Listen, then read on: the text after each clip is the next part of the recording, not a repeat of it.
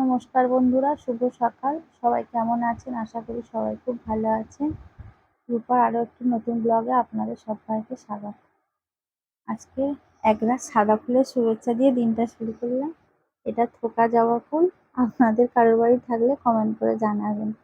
খুব সুন্দর, অল্প ফোটে কিন্তু দেখতেও খুব ভালো লাগে। তা চলো কথা না বাড়িয়ে আজকে বাচ্চাদের শিং মাছের ঝোল, কাঁচকলা আলু শিং মাছ দিয়ে জিরে বাটা দিয়ে ঝোল বানাবো ছোট মেয়ের জন্য। সেই ভিডিওটাই আপনাদের সঙ্গে শেয়ার করছি। জিরে বেটে নিয়েছি, একটু টমেটো, কাঁচকলা আলু কেটে নিয়েছি। তেল গরম হতে শিং মাছ দুটো ছেড়ে দিলাম। বাচ্চাদের ঝোল বেশি ভাজবো না, একটু আদা ভাজা করে নামিয়ে নেব।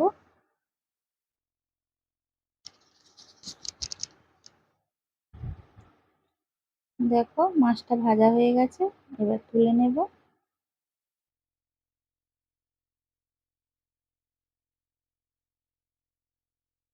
এর আগের ভিডিওটায় ভয়েস দিয়েছিলাম, কিভাবে যে ভয়েসটা মিস হয়ে গেছে আপনারা ক্ষমা করে দেবেন।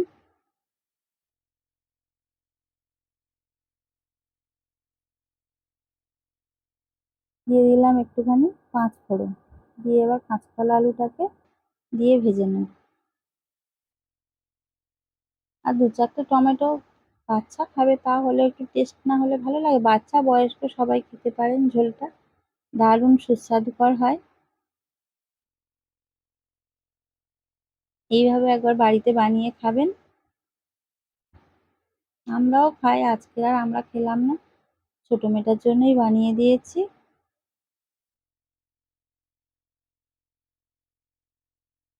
কাঁচকলা আলুটা ভাজা হয়ে গেছে, এবার দিয়ে দেবো স্বাদ মতো লবণ। আমার ভিডিও ভালো লাগলে লাইক করবেন আর চ্যানেলটিকে সাবস্ক্রাইব করে দেবেন। যারা যারা সাবস্ক্রাইব করেছেন তাদেরকে অসংখ্য ধন্যবাদ।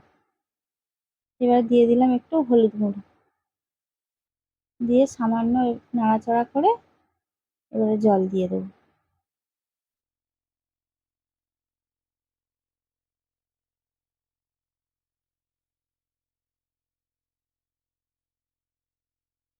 পরিমাণ মতো জল দিয়ে দিলাম।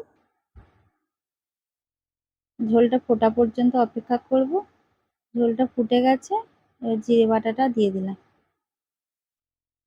মাছটাও সিদ্ধ হওয়ার জন্য দিয়ে দিলাম। শিং মাছ একটু সিদ্ধ হতে দেরি হয়, বাচ্চারা খেলে একটু নরম হলে বেশি ভালো হয়।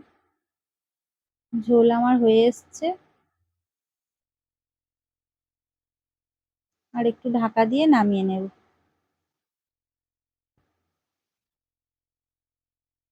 ঝোল পুরো কমপ্লিট হয়ে গেছে, ঢেলে নেব। ততক্ষণ সবাই ভালো থাকবেন, সুস্থ থাকবেন। দেখা হচ্ছে নেক্সট ভিডিওয়।